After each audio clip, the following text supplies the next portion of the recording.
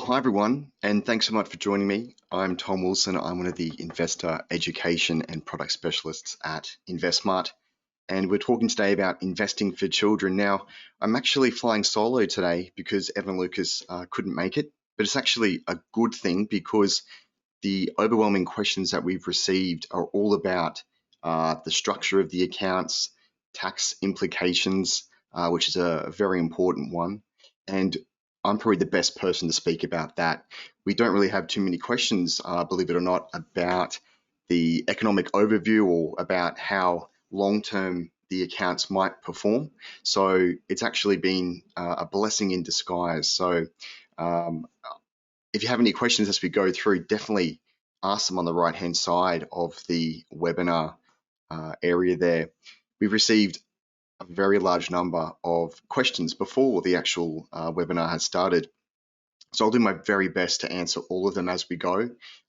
There's actually over 100 questions. So luckily we can group them all together. But if you ask questions as we go, I'll do my best. And if there's anything that I can't answer, if it's outside of my area of expertise, then I'll get Evan to actually answer them. And we'll put this up on the website as we do with all our webinars. So we'll write an article and I'll put some of those questions to Evan so we won't miss out on his expertise. So just very important there's the disclaimer. We provide general product advice only, not any kind of personal financial advice. There's also another area there we've had to add, just because this one's very tax heavy, which as exciting as it sounds, we're not tax advisors.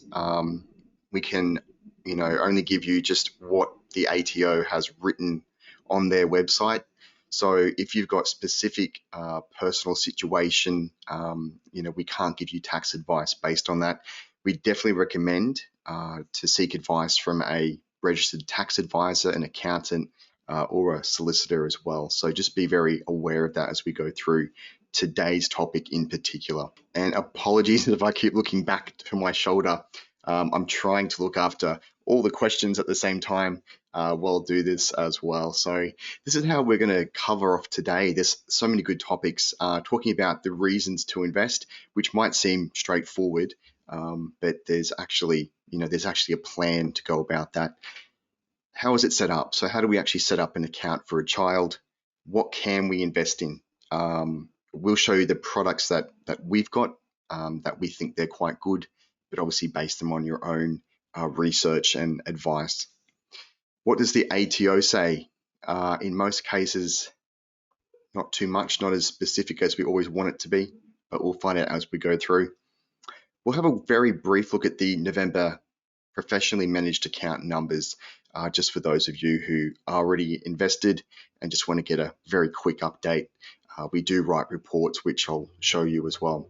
And then at the end, there's an opportunity for questions that, if I haven't covered something or all the questions we've received in the actual pre-registration, then I'll cover them off there as well. One of the biggest reasons to invest for a child, as you're going through life, they're going to be one of the biggest expenses that you'll have, or perhaps, your children, if they're grandchildren, it might be the biggest expense they have. Now, this is offset apparently by the emotional return they give you.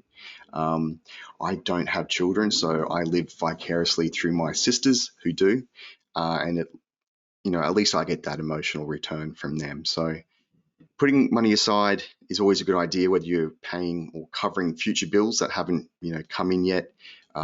Saving up for education is very important as well, particularly if you want them to go to a particular school or if you wanted to help ease the burden of university in the future.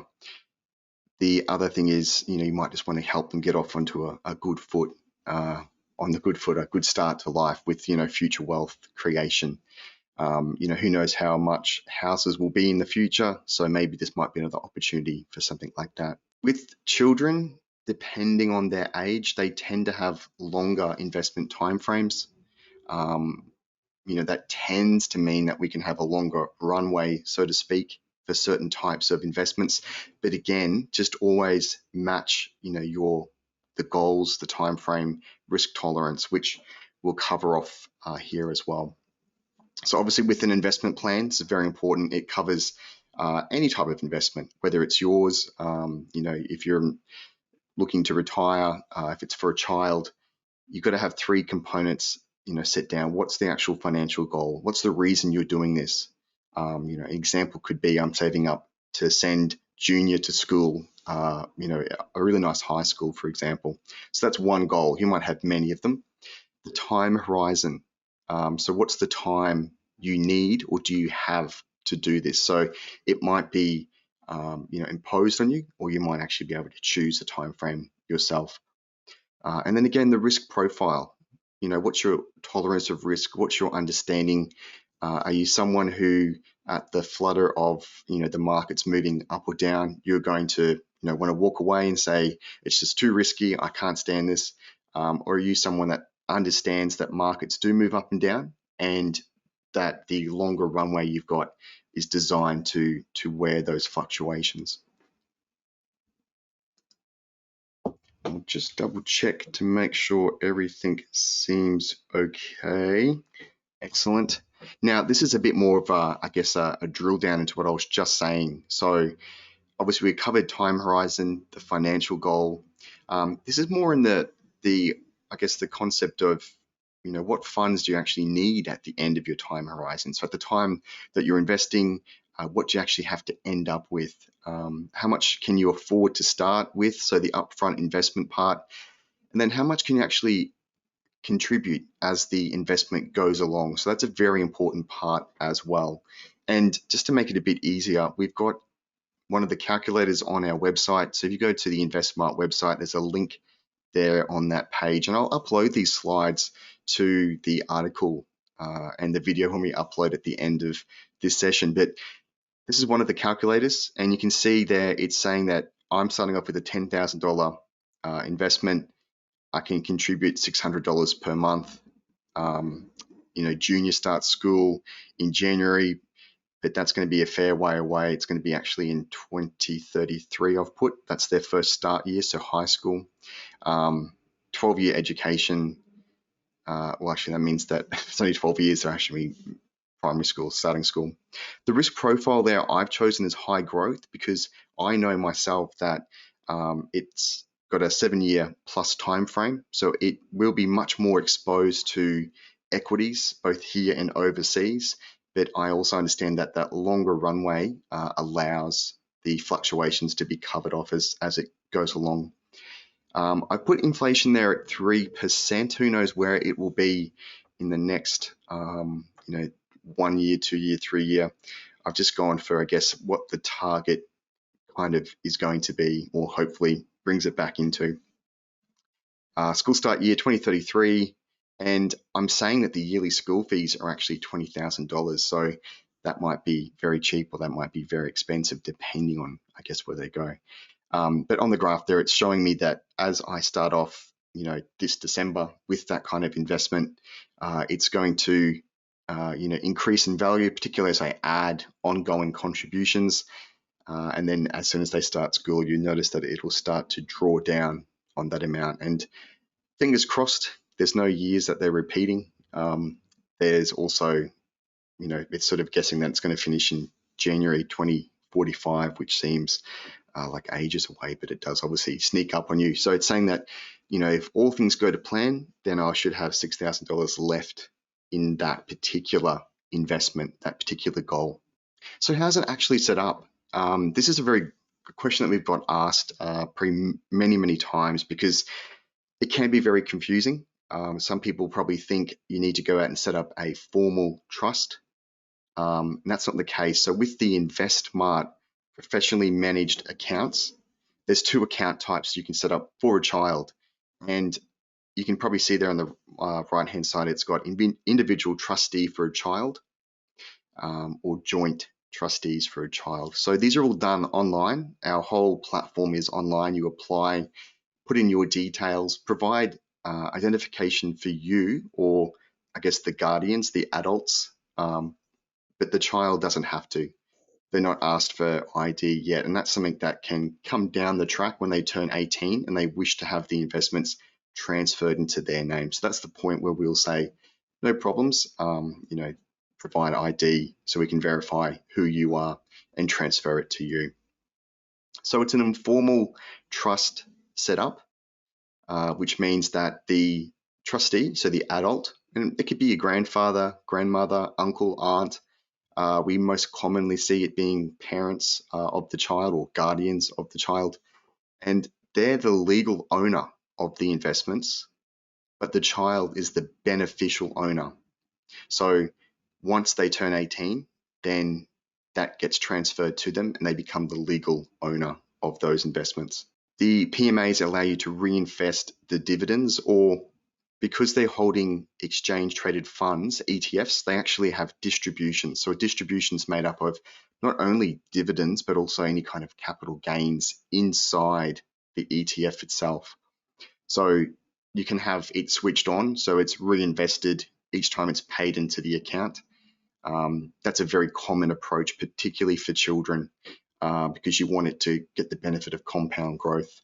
You can also make regular contributions. So you can set up in the account to have a direct debit each month to come out and go into the investment account. You can also make ad hoc contributions. So we give you a BPay number where you can actually pay into the account, if you've got some extra cash that's, come into your control. So when we set the accounts up, they will appear as, so example here's Mr. John Smith, and then the brackets actually stand for as trustee for ATF. So Mr. John Smith as trustee for Miss Jane Smith. So that's how they actually are legally held with the broker that we use. So what can we actually invest in?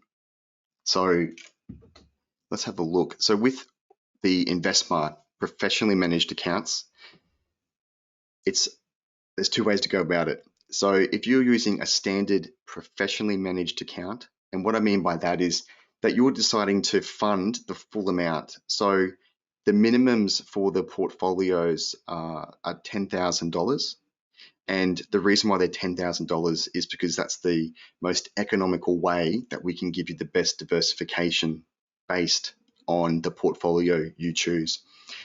So with the standard PMA, you've actually got the option, or any option, you've got all of the InvestSMART portfolios, all the ones that are capped fee, the ones that they charge a minimum of 0.55% per year.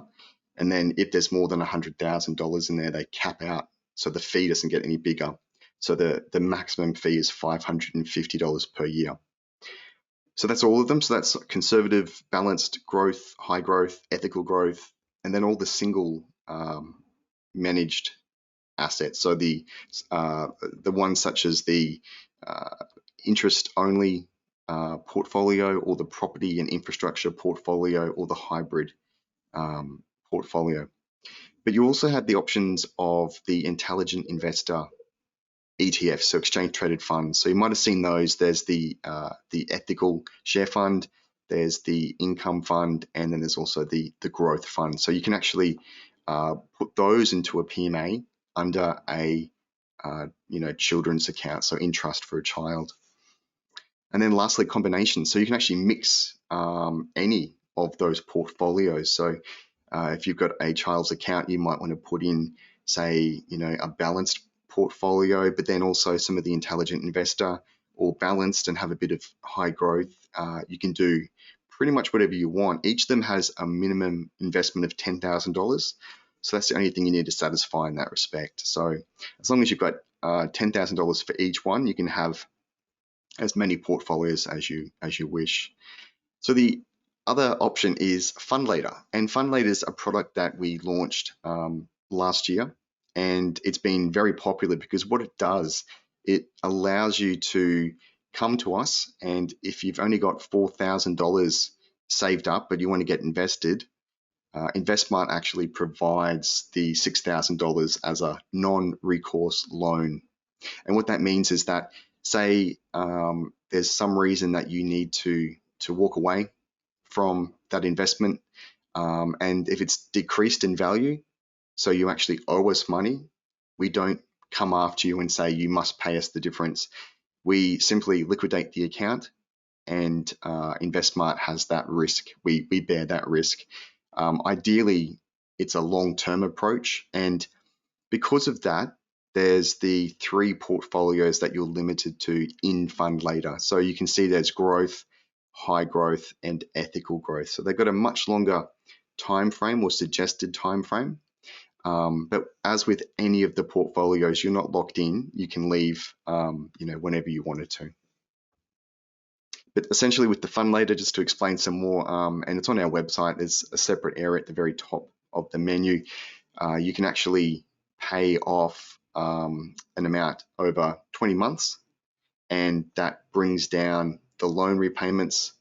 And at the end of it, you're the full owner of those particular holdings. So if you chose growth, there's up to 7 ETFs inside there, and you'd be the actual owner of them from day one. But obviously, we have the loan that's over top of it. So as it gets paid off, it becomes fully yours at the end of that 20-month period. You can always add more as you go along as well, although it does bring the loan down first. So once you pay the loan off, then you can start adding more and adding to the actual principal of the investment. It's a very good question there from Jenna. Thank you so much. Is there any catch with the interest that's added from fund later? So we don't actually charge interest. We do charge a facility fee that is $25 per month.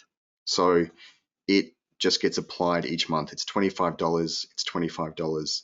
So there's no interest that compounds and keeps it growing. And it also means that if you do pay it off, a bit quicker, then you reduce those $25 payments. So we try to keep it very straightforward, straight line. There's technically no interest. It's just a facility fee that's charged per month. So thank you so much for that question. That's great. Something we get asked about a lot. On the Fund Later website, there's also a help center which does try to explain that too. And as you're paying it off, you can see inside the online platform how you're going, how you're actually progressing with your repayments and what's left. And you can, as I mentioned, pay it off a bit earlier. And another question just from Christopher there, what's the current interest rate? So yeah, it's $25 per month as a facility fee. So it's technically not an interest repayment. Okay, so this is the exciting part. I'm talking it up, obviously. What does the ATO say? So the overwhelming number of questions we've got are all about the taxation situation, which unfortunately, I have to say again, just to make sure you're fully aware that we're not tax advisors. Recommend that you get specific tax advice from an accountant or a tax agent or a solicitor before you enter into any arrangement. And the following information that we've got here is literally reproduced from the ATO's website. So they've done a fairly good job with talking about children's share investments. But taxation isn't easy, but it's very important to make sure you always get the correct structure at the start of any investment, just so it doesn't cause any problems down the path. So I'll do my very best to try and take you through this. So the biggest questions that we've got is, do I have to have a tax file number for the child? Whose tax file number do I put in there? And the ATO says that, and they're talking about shares here, but they can be used interchangeably. So talk about ETFs. What InvestSMART has is a managed portfolio with ETFs inside that. So when I say shares, or the ATO says shares here, they're talking also about ETFs. So when you're buying shares, you have the choice of whether you want to quote a tax file number. If you quote a TFN, you're paying taxes on the dividends when you lodge the tax return.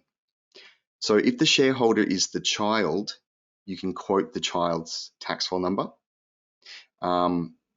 If the shareholder is the parent as the trustee for the child and no formal trust exists, then you can quote the parent's TFN. So that, in our case, at least with the informal trust setup, you can go about doing that. And we actually will let you put in either the parent's TFN or the child's TFN. So anyone can get a TFN from any age. So children aren't exempt from quoting a TFN. So there's actually no exemption for them if they are lodging a tax return. They have to have a TFN, and they can apply for one at any age. So that's something that's very easy nowadays to do on the ATO website. I remember you used to have to go to the news agency and get the form when I was, first getting my TFN, and that was a bit of a pain. So as with any taxpayer, if you don't quote a TFN, so if you decide to say, I'm not going to quote a TFN whatsoever, your pay as you go will actually be withheld at the 47% rate from the unfranked amount of the dividend income. So that's very important. So it's always good to register a TFN. In fact, I believe with the InvestSMART PMAs, we actually make you do submit a TFN so that we can proceed with the investment, because it does cause a lot of admin headaches down the path. Declaring dividends. So this is a very key point that the ATO points out, and other people do as well. It's coming over owns and controls. So that's a very important word or term. So whoever rightfully owns and controls the shares declares the dividends and any net capital loss or gain from the sale of the shares.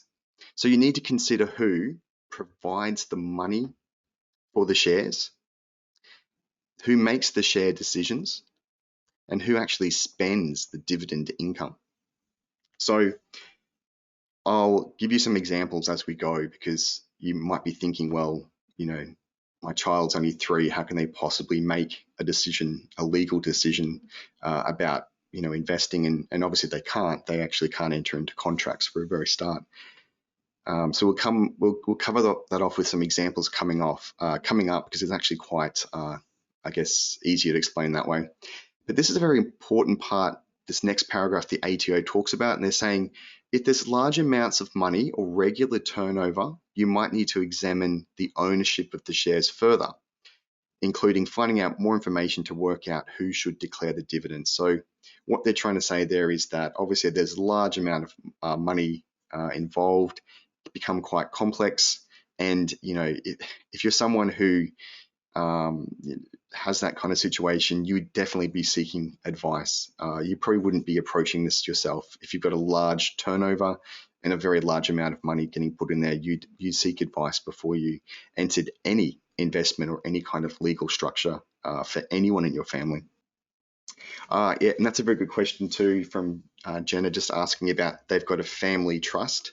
So if you are using a family trust, which is definitely an alternative to doing this, and obviously that allows you to then choose, where you want to distribute income to. You'd be using the TFN of the trust itself, because it's the taxpayer, and then it would then distribute any kind of income. That's definitely an option. Some of the negatives of a family trust, as you've probably come to realize, is that they can have higher administration costs in terms of accounting and etc. But it does give you more control with the discretionary trust in particular. You've got the discretion of who you want to allocate the income to. So that's definitely one way to go about it. Obviously, for anyone else watching, if you're interested in family trusts, you'd want to seek the advice of a solicitor or an accountant, because that's something that needs to be set up properly. So when it comes to lodging the tax return, if your child owns the shares and they earn more than $416, then you must lodge a tax return on their behalf. So what they're saying is you have to do that. If they're earning $416, they own the shares, then you have to do it in their name or on their behalf there. So if your child earns less though, you don't have to, but it's saying you might want to if too much pay-as-you-go tax has been taken out or withheld, or you might want to claim the refund for franking credits. And there are franking credits with the InvestSMART portfolios. So, it might be something that you want to do as you go. There's a little note there saying, for more information on the income tax rates for people under 18, there's a link, income tax rates for people under 18. And the reason why that's there is because the ATO actually has a form of a higher tax rate for children. It's sort of like I guess like a penalty or a deterrence, because in the past there were a lot of people that were trying to shelter income in the child's name in order to reduce their own marginal tax rate. So you can see there that the tax rate for someone who's under 18, a resident, so from $0 to 416, it means that they don't pay tax, so it's nil. But then from 417 up to 1,307, it says nil plus 66% of the excess over the 416.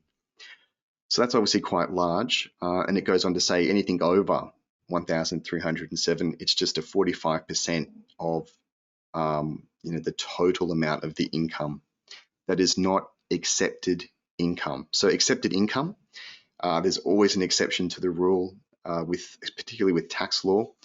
And that link that I've got below, it actually has where it says see income tax rates for people under 18. It'll go through all the different scenarios of where those accepted income comes into play. So an example would be, say you've got a 16-year-old child and they actually do some part-time work, then some of that would be accepted income. Or if they're on a disability support pension, that would also be the case. But they refer to the income from, say, these informal trust setups as unearned income, because they're actually not out there technically earning it, so to speak.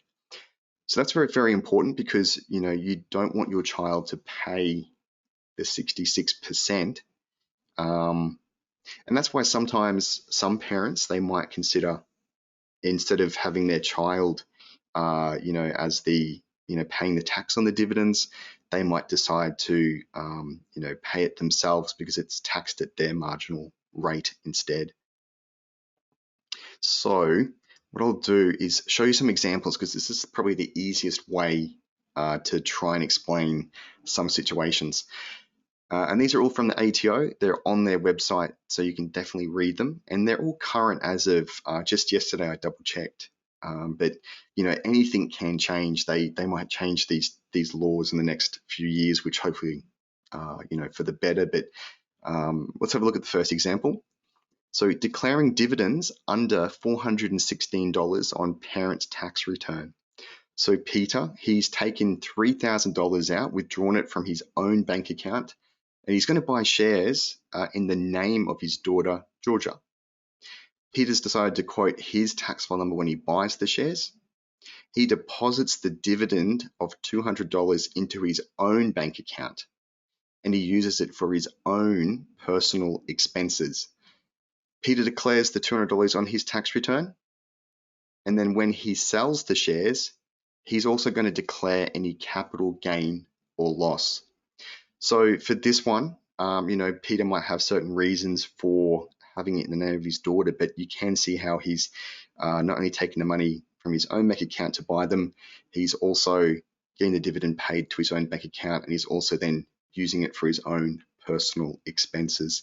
And if you're, say, using it for a child's expenses, particularly if you're paying for education, so you might be paying, for school books, etc., record keeping is the key. You've got to be very careful with that, because if the ATO does ask you, who is spending the money, what's it being spent on, and if you can obviously show evidence in the form of, receipts, tax invoices, then that will definitely help. I'll have a quick look at the next example. So declaring dividends on a child's tax return. So Sarah buys shares for her child, Michael, with money given to him for his birthday. Sarah holds the shares for the benefit of Michael with the share broker until he turns 18. So no formal trust deed has been created. So that's very similar to what we do at InvestSMART. We have an informal trust, so there's no formal trust deed, and you're holding the shares as trustee for the benefit of your child until they turn 18. So Sarah, though, is quoting Michael's tax file number when she buys the shares. All dividends have been reinvested through a dividend reinvestment plan. So that's the same thing I was saying before. We can actually reinvest any income from the portfolio back into the portfolio. You still receive the dividends or distributions, they call them. It's not like as if because you're getting them reinvested, that means you don't have to declare them. You still actually technically receive them and they're being reinvested. So you do need to declare them. And in this case, Sarah has the dividends are declared on Michael's, her child's tax return. So when Michael turns 18 years old, the shares will be transferred to him through an off-market transfer. So it means they won't be done on market. They won't be bought and sold. They'll simply be transferred to Michael. As he remains the beneficial owner of the shares, as he always has, there'll be no capital gain or loss for either Sarah or Michael on the transfer. So this brings us to a very important point of what does happen when in the InvestSMART PMA, the child account, what happens when they turn 18? So we usually get contacted by the parent and the child, and they say, yep, we're ready to do this. I've turned 18. I want these transferred to me. There's a couple options. We ask if the child is happy with it still being an InvestSMART managed account, as in we look after everything for you. They can simply open up an account, provide ID as normal, and we then do an off-market transfer, just like the ATO's example. We transfer it from the parent's legal ownership and into the child's ownership. And there's no capital tax event that way, based on this example. So if you follow this example, then that's a very good, description of what we do at InvestSMART. Example 3 is declaring the dividends on a child's tax return. So Simon's withdrawing $5,000 from his bank account to buy shares in the name of his son, Jordan. He's going to quote Jordan's tax file number when he buys the shares. Simon makes all the decisions about those shares as Jordan's only 3 years old. So obviously, he has to. That's a good example of making the decisions. All dividend income and any profit from the sale of those shares are deposited into a bank account in Jordan's name with Simon as trustee. So obviously they're deciding to pay the dividends out, and any kind of capital gain as well is getting paid into a bank account with Simon as the trustee of that. So that's another option that you could think about too. In this case, they're going to declare the dividends and the capital gains on Jordan's tax return for that year. So, that's the other thing too. Like if you did decide to sell the holdings in the InvestSMART PMA before they turn 18, that's the decision that you're going to be faced with is, if you're going to declare it on the child's tax return. So I guess this is some of the reasons why you might want to seek some advice before you, look at entering into any kind of these arrangements, because obviously the idea is we want to be invested long term until they turn 18 and we can transfer it to them. But there might be situations where you have to, exit that beforehand. Lucky last, example 4, declaring dividends on a child's tax return. Jenny buys the shares on behalf of her daughter Talia with money saved from Talia's part-time job, plus money that Talia's received for her birthday. Talia and Jenny decide not to quote Talia's TFN. Dividends of $500 deposited into Talia's bank account. Talia then declares the $500 on her tax return. So she'll need to make an adjustment in her tax return so that the proportion of the dividend, that $500 that relates to her employment income, is taxed at normal rates. The proportion that relates to the gift money is taxed at a higher rate. So she needs to actually, on her tax return, say some of this is because of the employment income and some of it is because of the gift money I've got. And then when the shares are sold, any capital gain or loss then belongs to Talia. So she'd put that on her tax return. So you can see that there's quite a few complications to it. As I mentioned, and I'll just go back to show you, example 2 is one of the closest that, InvestSMART does. It's pretty much the way that we do it. We have an informal trust deed, and there's a few examples. So in this case, the mum, Sarah, is putting Michael's TFN down when she buys the shares. The dividends are being reinvested. The dividends are being declared on the son's tax return. So in that example, if the dividends were more than $416, then Michael would be paying a higher rate of tax.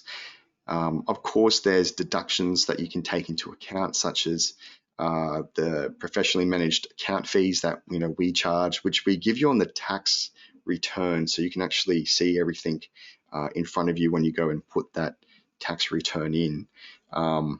But again, it's always good to get advice when it comes to that, and have an accountant do that return for you, perhaps. I'll quickly run through the PMA, the professionally managed account numbers for November. Essentially, the major move is this month, or last month, I should say, the ASX itself. So the ASX 200, the top 200 Aussie shares by market capitalization, so market size, it was up 6% for November. And that, of course, because a lot of the diversified portfolios have exposure to that. They have an ETF in there called IOZ, India Oscar Zulu, that's the ticker code. So obviously the portfolios saw that increase in there as well. We had some dipping in the markets, so international markets didn't do as good. Not too bad, but that was also reflected in the portfolios under the ETF, which is VGS, or Vanguard ETF. You can always see the latest reports yourself by going to a product page and clicking on it. So if you go to, say, conservative portfolio, and I've put the link there, scroll down to key facts. You can see the assets and holdings that are inside there, but also click on latest reports, and that will show you all the reports thus far that we've had. So if you've got any questions, definitely it's a great time to ask. I'll pull up some others. This is a great question from Winston as well. Do you have to transfer when the child reaches 18? Could you wait until they're 25? You can wait. We've seen a lot of our clients who have done that, and they transfer at a later period. There's a number of different reasons why people might do it as well. Especially if the child's at university still, and they're trying to focus more on that. They may not want to have the extra burden of worrying about different shares. So that's one example that I've seen at InvestSMART. And in that case, we simply, when they were ready, got their ID, set the account up, and transferred in. But as I was saying, you don't have to continue to use the InvestSMART PMA. Of course, we'd like you to, because we've managed it from the start. We believe we still can manage it, but they could also transfer it to their own share trading account, and that's the same concept, so that is possible too. I'm just going to pull up my list of questions to make sure I've covered off as much as I can. Hopefully the tax information wasn't too dry and it didn't put anyone to sleep. But it's very important, of course, because death and taxes, of course. Winston, and this was someone else's, also a question here saying, I've got $1,500 per month to invest for the next 10 years. Which portfolio would you recommend with InvestSMART? I can't sort of say choose a particular portfolio, but you've put the 10-year information in there. So in your case, you could consider trying to match the goal you've got, the reason, the time frame that you've got, and how comfortable you are with risk. And you could try and match yourself to a portfolio. So, for example, the high growth has a recommended or suggested time frame of 7+ years, and the reason is because inside it, the majority of that particular portfolio is exposed to Australian share market, so Australian equities, and then international. So there's only a tiny little bit in the other asset classes. So that means that, over time, share markets do go up and down. They are quite volatile. you will experience volatility, but because you've got the longer runway, the 7+ years, longer term, you should hopefully, have a much more clearer path. So definitely take into account, do your own research. There's a lot of tools on the website too about different things that you can invest in. There's an ETF tool, a comparison, where we actually go through from all the data from Morningstar and we rank the different ETFs. So, definitely look into that, see if that might be something you wish to do. Obviously, the benefit of an InvestSMART portfolio is that we manage the allocations. So, say the Australian share market takes off and you've told us that you wanted to be in a balanced portfolio, we keep you in a balanced portfolio. We don't let it turn into a high growth portfolio. So we do a little thing called rebalancing. We might trim some of the ASX one off and put it back into the other asset classes where they belong. And that's essentially what you're paying us for, that giving you access to the platform and also to the tax return or tax statements that we provide. Jen has asked a very good question about what do I think about investing now with the uncertainty. Markets, like November for the Aussie market was up, but then before that it's been down. Evan Lucas and I talk about this quite a lot. We really try and stress the fact that there's always going to be uncertainty. It's all about how you approach it. So one of the strategies that we rely upon is, first and foremost, do your investment planning. So work out your goal, your time frame, and also your risk tolerance. That's a must do. And as you're going through your plan, and this is something that we cover off in the InvestSMART bootcamp, which is something I run, and we actually talk about how to go about these scenarios, but even talking about the investment planning. And it's a really big problem because in the investor psychology part, we talk about how people hesitate, and they hesitate because, I don't have enough information, or the markets look a bit choppy. And then they find a whole year or a whole two has passed and they've hesitated too much and they've missed the entry point.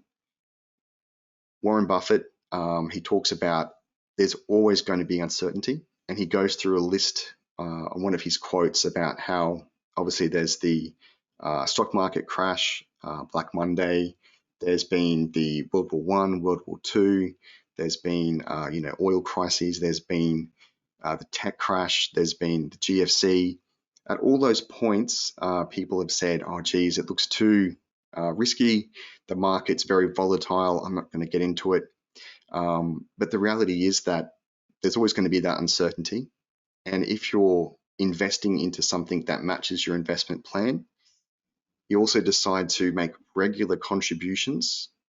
There's a special thing called dollar cost averaging that really helps long-term investors, where if the market is going up and down and quite volatile and you make consistent contributions to your investment, it averages out the cost of your entry. So you find that you might buy it at a higher price, but when the market drops, you buy it at a lower price and so forth, and it gives you the average entry price then.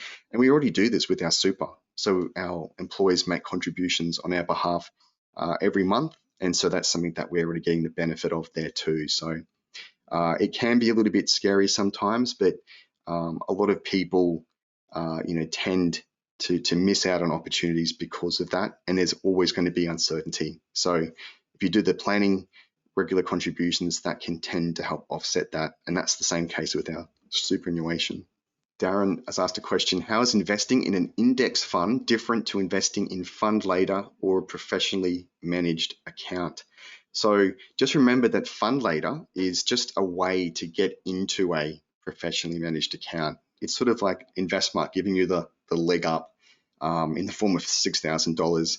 So as long as you come to us with $4,000, you can come to us with more and we can lend you, up to $6,000. That will get you into a PMA, into those three portfolios though.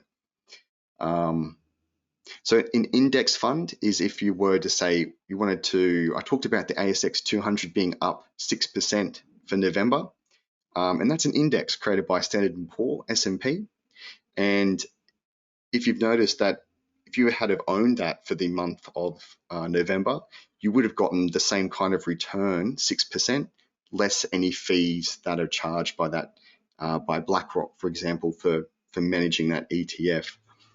So what we do at InvestSMART is that we diversify you in our diversified portfolios. I was talking about high growth, how it has a big chunk to Aussie markets and then to international, and then some other asset classes like property, infrastructure, fixed income, and cash. So what we're doing is we're diversifying your risk. We're not putting all your eggs into one basket just in the Aussie market. And we use index trackers or index funds to give you that exposure to the different asset classes. So that'd be the biggest difference with what we do compared to an index fund. Index fund, they definitely have a very good role to play because you're accepting the market return, not trying to do anything fancy and outperform the market, where there's the risk that you don't outperform. An InvestSMART PMA actually uses a collection of index funds to give us the exposure. So they've got diversification in that index fund, and InvestSMART has that one and others, so you get diversified even further. That's a very good question. Yes, I'll put a link for InvestSMART Bootcamp. There's actually a code that you can use too, that it's a promotion that's running with, I did an interview recently on the RASK, R-A-S-K podcast. If you go into YouTube and type in RASK, I did an interview recently with them about bootcamp and financial education. The code to get 50% off is RASK50. So RASK50, RASK50. And the bootcamp course is great because it is self-led in terms of if you want to take your time to do it, you've got up to 3 months to complete it. Or I do a weekly webinar similar to this where I talk about how to go about the different modules that you're coming across, and you can ask questions as you go. You get 4 weeks complimentary access to Intelligent Investor and Eureka Report, which is run by Alan Kohler. But yeah, it's a very good program. It's online. RASK50 will give you 50% off, and I'll put that on the slides actually at the end. I should have done it in the middle of it. Sophie's got a great question here. Can I open up one investment portfolio for 2 kids and reduce fees? No, you can't. It's literally one account for each child. You could have 2 adults for the one child, or one adult for the one child, but you can't have one adult to a child. It'd be separate accounts, unfortunately. And it comes down to the legal ownership part of it. So, it would be a double up of fees, but they are separate people. One child might want to take or get rid of the account at a certain point, etc. Much easier for tax as well. Sean says, if you've already got a family trust, so this is maybe common or similar to your question, Jenna, as well, how would you structure the holdings? Very good question. We actually offer a family trust account. So if you are wanting to get in front of the InvestSMART portfolios, the PMAs, you can open it up with the family trust. And a family trust will tend to have a company, like a corporate trustee, or it'll have individuals, so different people. So there's the 2 choices that you'll have when you open up that. We manage it for you. The trust is the actual taxpayer. So, any income goes to them, and then we give you a tax statement at the end of the financial year, and it's up to you, obviously, to manage your taxation situation. The fees for portfolio management for InvestSMART, they're 0.55% per annum, but if you have more than 100,000 invested, they stop growing, they cap out, which is like an industry first. I don't know of anyone else in Australia that does the capped fees. So, if you've got 100,000 invested, we only charge you $550 per year. If you've got $1 million invested, which, I'd love to be the case for me, we only charge $550 per year. So that dramatically, goes back into your pocket, and that way you get the benefit of that compound return. Christopher says, is it a good idea for a miner to invest in shares versus saving in a bank account for a house deposit in around about 10 years' time? So it's a very good question because it's such a long time frame. And traditionally, assets or asset classes like equities have outperformed interest rates. I can't guarantee that's going to continue. Past performance is not an indicator of future performance.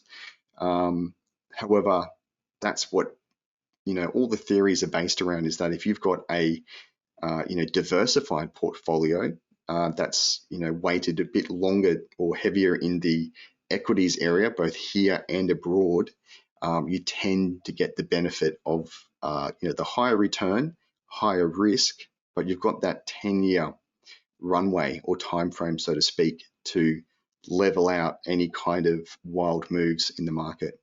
So, definitely do your research. You might find that there is, some bank accounts that might pay a high rate of interest that you're comfortable with, and that comes down to your risk tolerance. If you're someone who says, I'm happy with this, it means I can go to sleep each night and not worry about the volatility. I might be leaving money on the table because I'm not in an asset that could potentially give a higher return. That's something that you need to decide yourself, or get advice from a financial advisor who can say, Christopher, the reason why you might be a bit worried is because you have a particular situation in your life where I have to give you personal financial advice. There's a lot of questions we've got here about Superhero, which is a share broker. We're not Superhero, so you'd have to ask them about transferring, paying CGT, things like that. It's probably best to ask them. Chris has asked about education funds. I believe they're also investment bonds. We don't handle them or cover them ourselves, but I believe that they're still out there, but you might need to do some research. Good question here from Kim saying, are there fees involved with an off-market share transfer? At the time of this webinar, there's not. We don't charge fees for off-market transfers if you're transferring from the legal owner to the beneficial owner, so to the child. It's something that we do as part of the service. That being said, it may not always be the case. In the future, it might change, but then the technology might change too. So, even though the ASX recently had to bin and write off, millions of dollars with its blockchain technology, there might be something else that comes out that reduces that admin. So we don't at the moment. We don't charge for off-market transfers. Greg's saying, just a general idea on transfers of stock with regards to timing the market, the profit, and the capital gain tax. Thanks.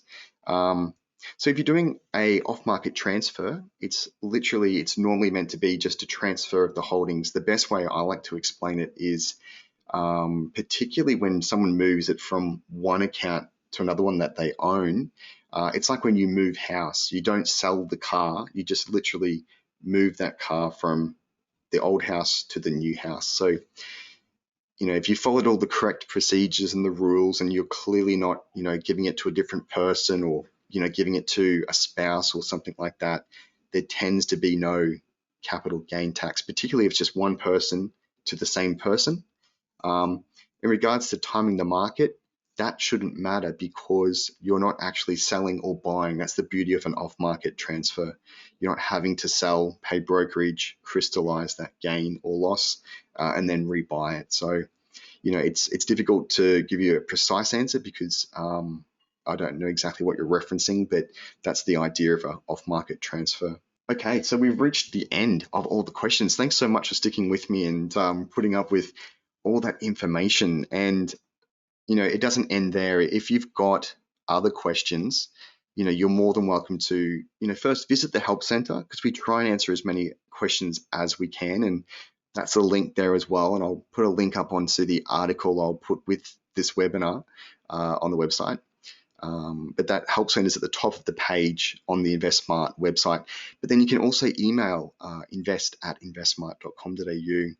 Or lastly, if you're on the website, you want to chat to a real person, Monday to Friday, 9 a.m. to 5 p.m. Sydney, Melbourne time, there's the online chat. So you've got that option too. You might get a bot just try and triage you first to see if they can answer your question, but we are there. We're behind the scenes waiting. So thank you so much for your attention. It's been a very heavy information session, but thanks for sticking with me, and I'll see you next time. We'll do one more. Well, this will be the last one for the year, but then we'll come back in January to talk about the year that was. Thanks.